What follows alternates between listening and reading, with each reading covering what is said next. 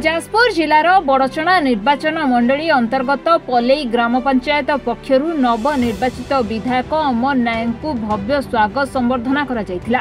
प्रथमे जन आशीर्वाद पाई ललितगिरी सुखुआपड़ा पलई और विक्रम तीरण आदि ग्राम नवनिर्वाचित विधायक को बाण फुटाई डीजे बजाई शोभायात्रा करी ओलाशुणी गुंफा सन्थ अरक्षित दास को समाधि पीठरे विधायक पहुंची संबर्धना कार्यक्रम में जोग देथिले।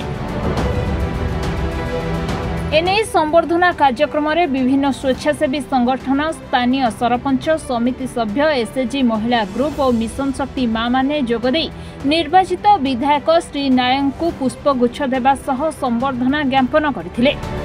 ओलाशुणी पीठरे पवित्र ओलाशुणी पीठरे आज जो जन आशीर्वाद एवं संबर्धना सभा होता आपण मैंने देखुले को भाव में सबु वर्गर माँ माने मुरबी माने युवक माने साथी शुभेच्छु माने सबु वर्गर व्यक्ति विशेष अनुष्ठान एवं बंधु माने आज संबर्धना देले। संबर्धना नथिला ये उत्तरदायित्व नवार प्रथम दिन थिला। पलई पंचायत रे उत्तरदायित्व नवार प्रथम दिन थिला एवं मते मोर पूरा विश्वास अच्छी जहाँ जहाँ माँ मान पाखे आम निर्वाचन समय प्रतिश्रुति देइथिलु बा घर को घर बुलिला बेले जो समस्या देखिथिलु जो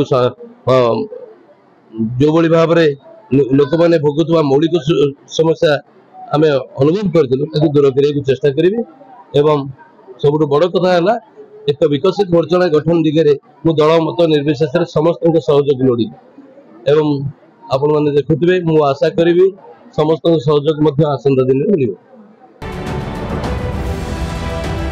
एहापरे श्री नायक निज भाषण रे कहिथिले बड़चनावासी मते जेउ भली भल पाइबा आशीर्वाद देउछंती मु ताहा पार्टी रे कहि पारु नाही। खाली एतिकी कहिबी बड़चनावासी को पाई साथी रे होई खाली एतिकी कहिबी बड़चनावासी को पाई साथी होई रहिथिली रहिछि और रहिबी शेष निश्वास पर्यंत मध्य तांको पाखरे रहिबी।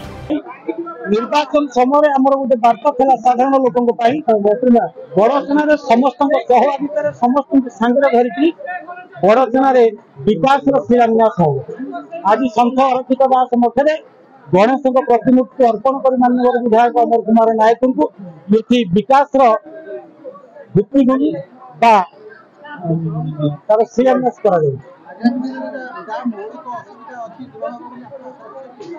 निश्चित आशावादी आम ये आशावादी परिवर्तन ही परिवर्तन कर सरकार परिवर्तन होती विधानसभा विधायक परिवर्तन होती अनुभव करें निश्चित भाव में गोटे परिवर्तन हम लोकंर जहाँ मौलिक समस्या अच्छी साधारण लोकर जहाँ आवश्यकता अच्छी निश्चित भाव में पूरण कर नुआ सरकार और नुआ विधायक माध्यम ये प्रकार आशा आमर अच्छी विश्वास।